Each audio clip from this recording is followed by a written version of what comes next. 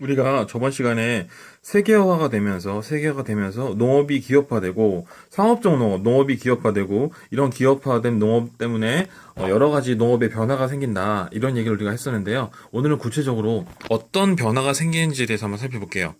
자, 일단 농업 생산 구조가 변화됩니다.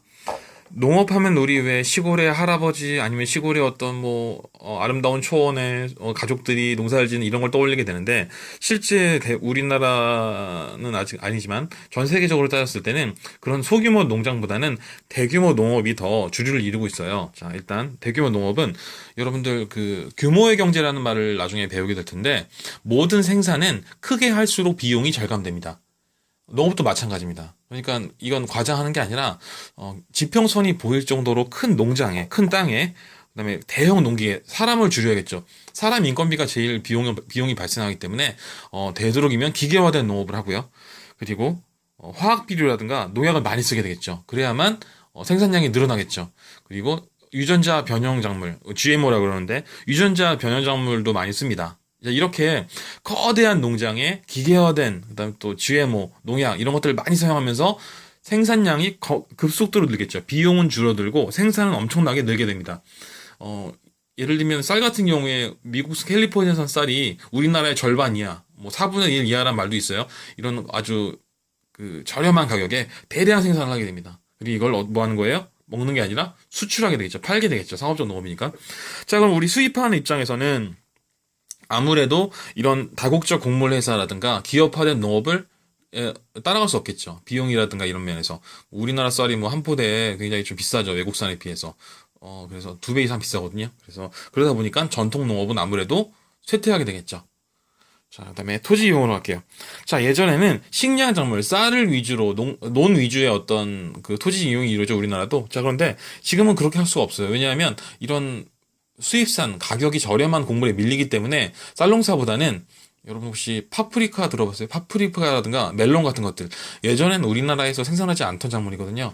하지만 이제 경쟁력을 갖추기 위해서 좀 값비싼 비싸지만 좀 고급스러운 작물로 또 기호 작물이라고 그러는데요. 꼭 뭐 식량은 아니지만 비싸게 팔 수 있는 작물, 커피 같은 것들이죠. 이런 것들로 이제 농업 토지 이용이 변화되게 됩니다. 그리고 육류 소비가 증가하게 되죠.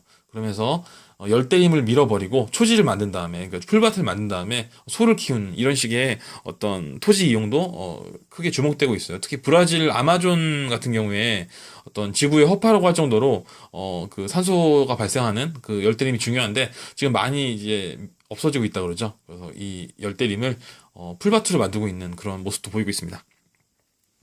자, 소비 투성을 할게요. 이제 우리 입장이죠. 우리 여러분과 나는 이제 농산물을 소비하는 입장이니까 우리 입장을 보면 일단 외국 농산물을 많이 먹게 되겠죠. 선생님 어렸으면 하더라도 외국 농산물이 없었고 수입 자격 때문에 무역 자격 때문에 그리고 먹을 때도 굉장히 양심의 가책을 많이 느꼈어요. 아, 이거 우리 거 먹어야 되는데 외국 거 먹으면 안 되는 거 아니야? 이런 생각을 많이 했었는데 지금은 아니죠. 여러분들 뭐 바나나부터 시작해서 외국산 농산물을 먹는 데 대한 어떤 부담이 없죠. 더 싸고 맛있고 얼마 전에 마트 가니까 이란산 무화과가 넘어왔더라고요. 되게 신기했었는데. 자, 이런 식으로 외국산 농산물을 많이 소비하게 되고요. 자, 그러다 보니까 안정성이 문제가 됩니다. 예전에 그 미국 캘리포니아산 오렌지에 대한 어떤 영상을 봤었는데 나중에 시간 남으면 같이 보도록 해요. 거기 보면 이제 수출하기 전 약품 처리를 합니다. 약품을 쫙 뿌리면 전 세계 어디에 배로 실어도 썩지 않는 그런 방부 처리가 되는 그런 약품 처리하는 걸 봤는데요. 이런 약품 처리 문제 그리고 이렇게 계속해서 외국산 곡물에 의존하다 보면 어느 시점에서 자국의 농업을 포기하게 됩니다. 경쟁력이 없기 때문에 안 되겠다. 식량을 사 먹자.